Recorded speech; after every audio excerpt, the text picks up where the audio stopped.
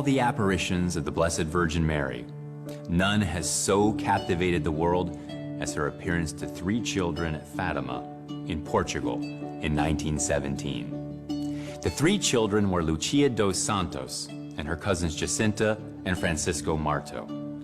They were poor and had little education. Yet one day, while they were tending sheep, they found themselves conversing with an angel. The angel taught them how to grow in their practice of prayer, and he encouraged them to make sacrifices. He seemed to be preparing them for some great task. The nature of that task became clearer on May 13th of that year, when the children were visited by a lady who was luminous, brighter than the sun, they said, with a light that was purer than crystal. Her message to the children was much like the message they heard from the angel. She urged them to pray and do penance. The children agreed among themselves not to tell anyone about their heavenly visitors, but Jacinta let slip with her mother, and soon, well, the whole village knew. Then word spread beyond the village. Crowds began to gather around the children on the 13th day of each month, the day the lady regularly appeared. Portugal, like many countries during that time, was experiencing a heavy-handed wave of secularization. Revolutionary movements throughout Europe sought to weaken the church's influence, and they did this through law, propaganda, and even state-sponsored bullying. As reports of the apparitions went abroad, well, local officials were embarrassed. They forced the children to undergo harsh interrogations and even jailed them for a time. The local clergy were hardly more supportive, and many people feared that the apparitions were a hoax perpetrated by one or another political party. On the 13th day of one month, the clergy worked with the civil authorities to actually hijack the children on their way to the place where they customarily saw the lady. But no one could deny the change that was taking place in the lives of Lucia, Jacinta, and Francisco. They got serious about prayer, and they undertook severe fasting and other traditional means of penance. They imposed spiritual order and discipline on their daily life. So their personal conversion made their witness credible to the world. And indeed, the world was taking notice. American and European newspapers stationed reporters in Fatima to track the progress of the story. The apparitions even made it to the front pages of the faraway New York Times. Now, the details of the story were sometimes sensational, but they were true. The lady had given the children certain messages they could share with the world, and others they were to keep secret. Now, speculation ran wild about the content of the 3 secrets, which were gradually divulged over the next 83 years. What are the secrets of Fatima? The first was a vision of hell, which inspired the children to greater penance for the conversion of sinners. The second secret was about evangelization. The Blessed Virgin called for the consecration of Russia to her Immaculate Heart and asked Catholics to make a communion of reparation on the first Saturday of every month. Now, the third secret was kept under wraps until the turn of the millennium. It included an apocalyptic vision of history as it was about to unfold. Pope Benedict XVI said it was primarily about the suffering of the Church. Its message, then, is perennial as much as it was particular. When asked about the hidden secret of Fatima, Pope St. John Paul II would take out his own rosary and tell people that this is the secret of Fatima. The visionaries at Fatima foresaw the great trials of the 20th century, like the rise of communism and the horrors of the world wars. But their secret is still relevant, and it's there in plain sight. It's prayer. It's the way we draw close to Jesus in the mysteries of the Rosary.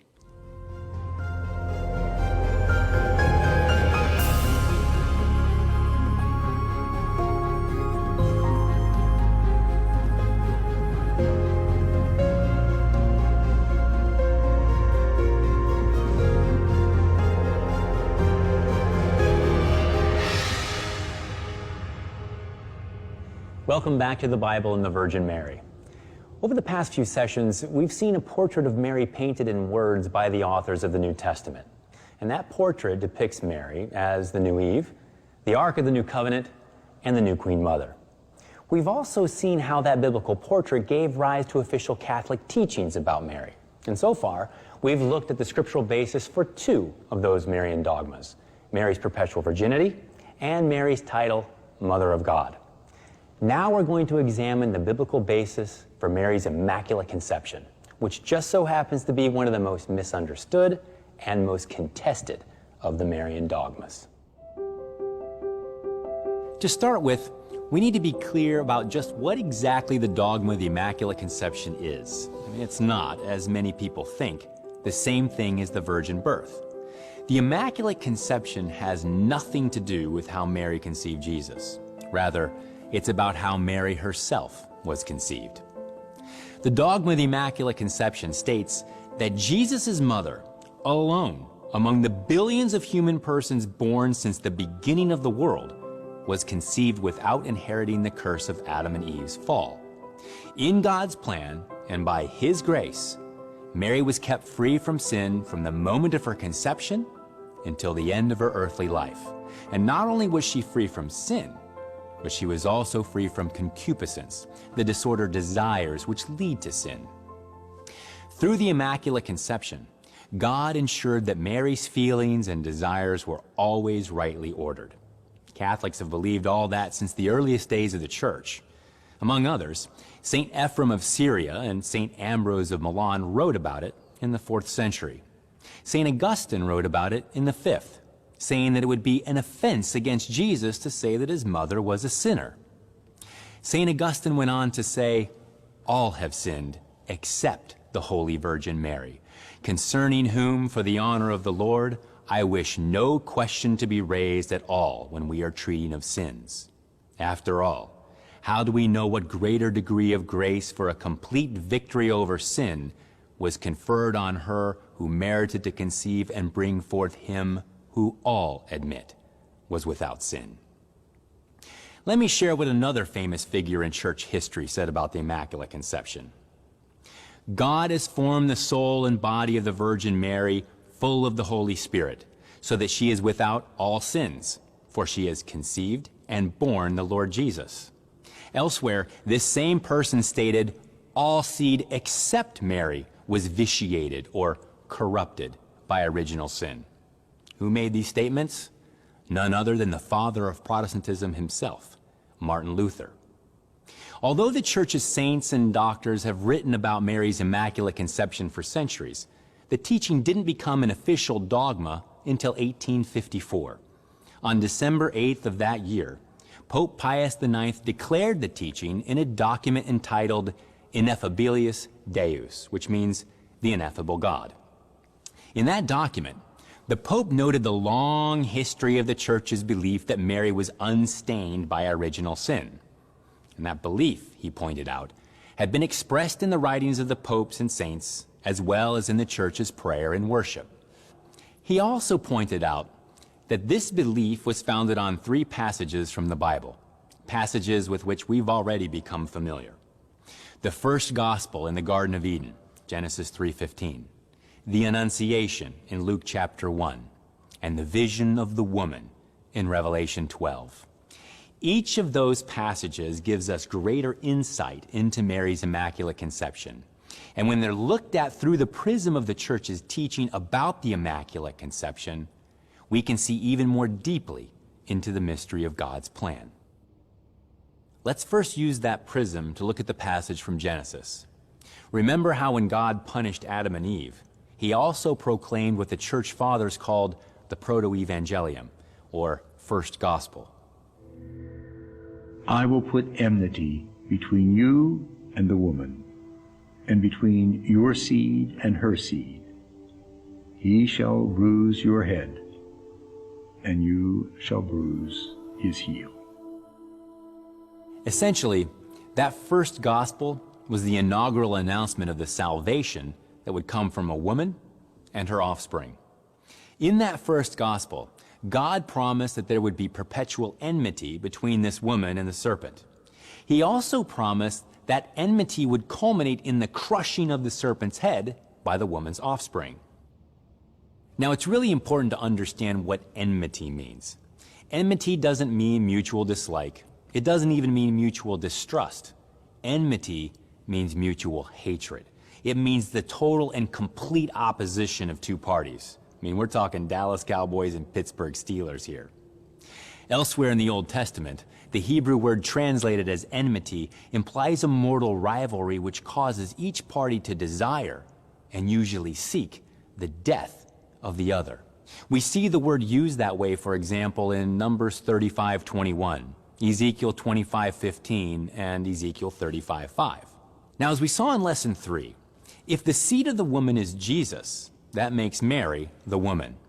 And in Genesis 3:15, the enmity between the woman and the serpent is identical to that between their offspring. God said, "I will put enmity between you and the woman, and between your seed and her seed." In other words, Mary and Jesus share the same complete opposition, the same enmity with the serpent. This is why we saw in Lesson 4, the woman and her offspring, Mary and Jesus, both at war with the serpent in Revelation 12.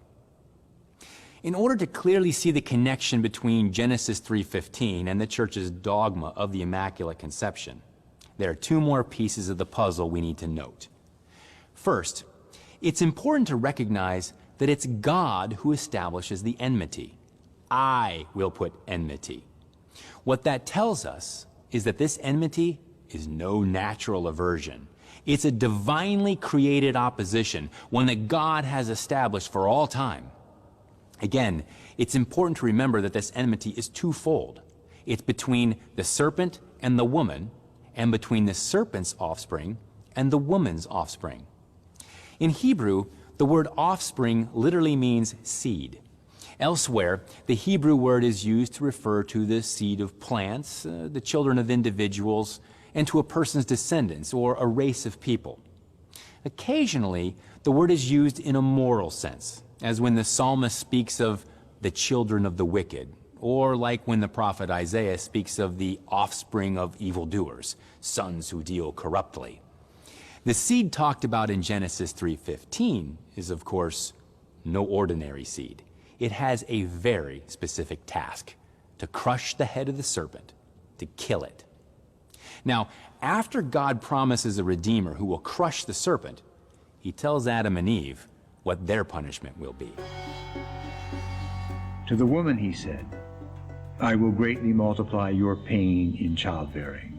In pain you shall bring forth children. Yet your desire shall be for your husband, and he shall rule over you." And to Adam he said, "Because you have listened to the voice of your wife, and have eaten of the tree of which I commanded you, you shall not eat of it. Cursed is the ground because of you. In toil you shall eat of it all the days of your life. Thorns and thistles it shall bring forth to you, and you shall eat the plants of the field. In the sweat of your face you shall eat bread, till you return to the ground, for out of it you were taken. You are dust, and to dust you shall return." That punishment, unfortunately, doesn't just apply to Adam and Eve. It applies to all men and women. Remember, Eve is described in Genesis 3:20 as the mother of all the living. As the human race's first mother, she passed on her sin and Adam's sin to all of her offspring. So it's an inherited part of human nature. That means what the psalmist said of himself in Psalm 51:5 can be said of you, me, and the entire human race. "Behold, I was brought forth in iniquity, and in sin did my mother conceive me." Again, we don't just share in Adam and Eve's sin, we also share in the consequences. That means all humans are under the power of death. Therefore, as sin came into the world through one man, and death through sin, and so death spread to all men because all men sinned. But the Proto-Evangelium also seems to envision at least two people, the woman and her offspring, to whom those words from Romans will not apply. Those two people will not be conceived under the rule of the serpent and the consequences of the serpent's deceit. Remember what the text says. The enmity between the woman and the serpent will be put there by God. And it's enmity that he puts there. It's not dislike, not distrust, but enmity. The woman and the serpent will be engaged in a mortal rivalry. Between the two, there will be absolute hostility, a hatred that implies a struggle to the death. So ask yourself this: how could Mary live in absolute opposition to the serpent, the devil, and still be under his power? Well, she couldn't. If Mary was conceived with original sin, there couldn't be the perpetual enmity promised by God between the woman and the serpent. To the contrary, if Mary were conceived with original sin, the serpent would have already won. It's game over. She would have been subject to his power, and God's promise would have been false. Now, we know that God doesn't make false promises. And as Mary is clearly the mother of the one who crushes Satan, the woman promised to the world when man fell, she must have been born outside of Satan's power, just as her son was. As St. Paul noted, for the sake of our salvation, God caused grace to overflow. He also caused Jesus, who knew no sin, to reign over the power of sin and death. If the woman's seed, Jesus, was not to know sin, how could his mother? Well, the answer is that she couldn't. She had to have been conceived free from sin, because that's the only way that God's promise of enmity between the woman of Genesis 3:15 and the serpent can be consistently understood. And that's the way the church, both yesterday and today, has interpreted that passage. In his Wednesday catechesis from May 29, 1996, Mary's enmity towards Satan was absolute. Pope John Paul II explained, "The absolute hostility put between the woman and the devil thus demands in Mary the Immaculate Conception, that is, a total absence of sin from the very beginning of her life. The Son of Mary won the definitive victory over Satan and enabled his mother to receive its benefits in advance by preserving her from sin. As a result," said the Holy Father, "the Son granted her the power to resist the devil, thus achieving in the mystery of the Immaculate Conception the most notable effect of his redeeming work." Together, Genesis 3:15 and Revelation 12 give good evidence that supports the Church's teaching of Mary's Immaculate Conception. So too does the Annunciation scene in Luke's Gospel. In fact, evidence of Mary's sinless state exists in the very first sentence of that account. And he came to her and said, "Hail, full of grace, the Lord is with you." Now that's a greeting found nowhere else in Scripture. The word that's translated as favored one or full of grace is kakeratomene, a form of the verb karitoo. Now that verb is an extremely rare word, used only in the Annunciation scene and in Paul's letter to the Ephesians. And in each case, the verb indicates an action that causes some effect in the object of the verb. And in Luke, the term is used in the perfect tense.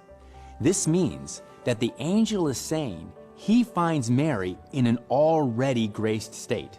She is full of grace. In the other place we see this verb, Ephesians 1, 6, and 7, Paul speaks of how God granted or bestowed his grace upon us in Jesus. And the character of this grace, this karitoo, is that of sanctifying grace. It's the kind of grace we receive through the sacraments. That's the kind of grace that leads us to holiness. In Ephesians, Paul uses the word to describe how God's grace causes a transformation in us. So it brings about the forgiveness of sins and makes us his adopted sons and daughters. But in Luke, the tense of this verb in the angel's address implies that Mary has already been favored by the bestowal of God's grace. She has already been graced and continues to be full of grace.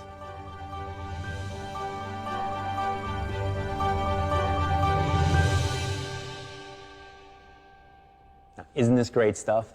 all the pieces are coming together, and I can't wait for the next session when we're going to examine the importance of the way that Gabriel addresses Mary and discuss the rationale for the Immaculate Conception in God's plan. In other words, why did he do it this way? We'll also answer some of the common objections often made by non-Catholics against this important dogma of the Church. And until then, God bless you.